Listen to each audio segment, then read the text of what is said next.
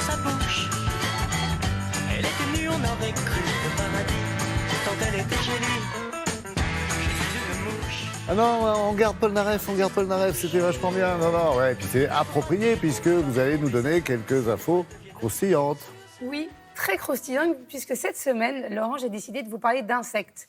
Oui, parce que je les vois un peu partout sur la toile. J'ai des infos qui remontent, vous savez, sur votre téléphone, ça remonte au fur et à mesure de l'actualité. C'est là qu'ils sont passés, parce qu'ils ont disparu dans la nature, donc en fait, ils sont sur la toile maintenant. Maintenant, ils sont dans mon téléphone, ils se sont tous agglutinés dans mon téléphone.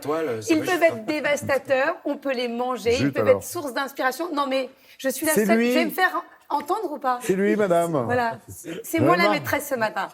Chut, sinon au piqué. Donc, on commence tout de suite et justement, on va chez nos cousins italiens. Dont parlait Patrice, je vous emmène immédiatement. Pourquoi je vous parle de l'Italie? Puisqu'il y a des insectes et des parasites dévastateurs. Le coût par an, c'est 1 milliard d'euros de dégâts pour l'agriculture italienne. Et récemment, eh bien, il y a un touriste qui est revenu avec une grosse mangue, un fruit exotique d'Asie, et il n'avait pas fait attention. Il s'est dit, c'est pas grave, il y a des petits insectes dedans, je les rapporte.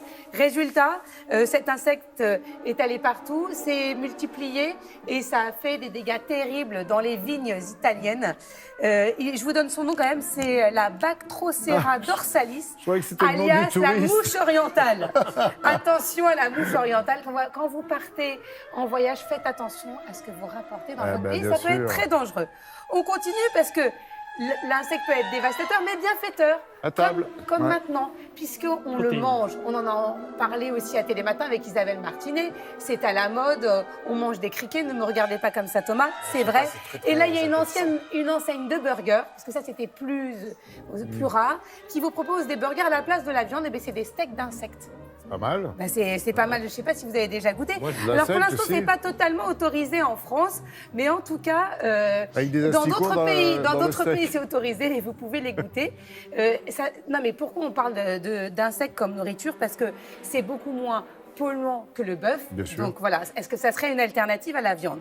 Et là, je vous parle d'un autre insecte qui a été découvert par une Sud-Africaine qui a posté cette vidéo sur son compte Instagram. Alors c'est quand même assez incroyable, on dirait une fleur. Elle a interrogé sa communauté, et ça c'est l'intérêt aussi des réseaux sociaux.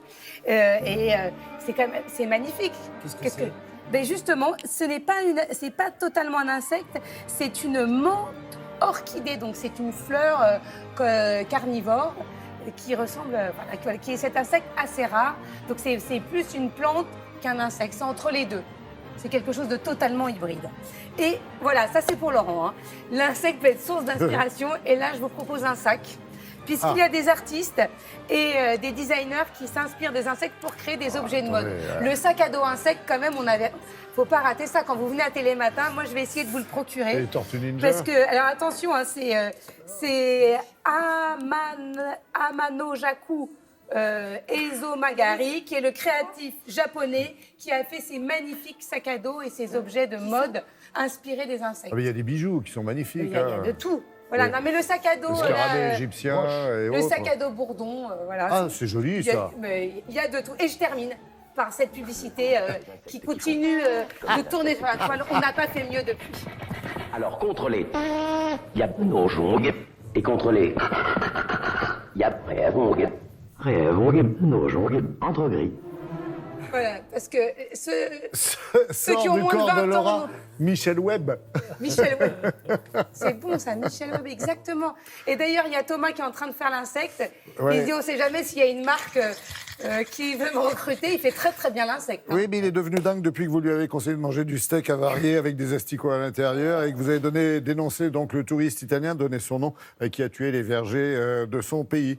Donc voilà, ça l'a mis dans un sale état. Merci Laurent.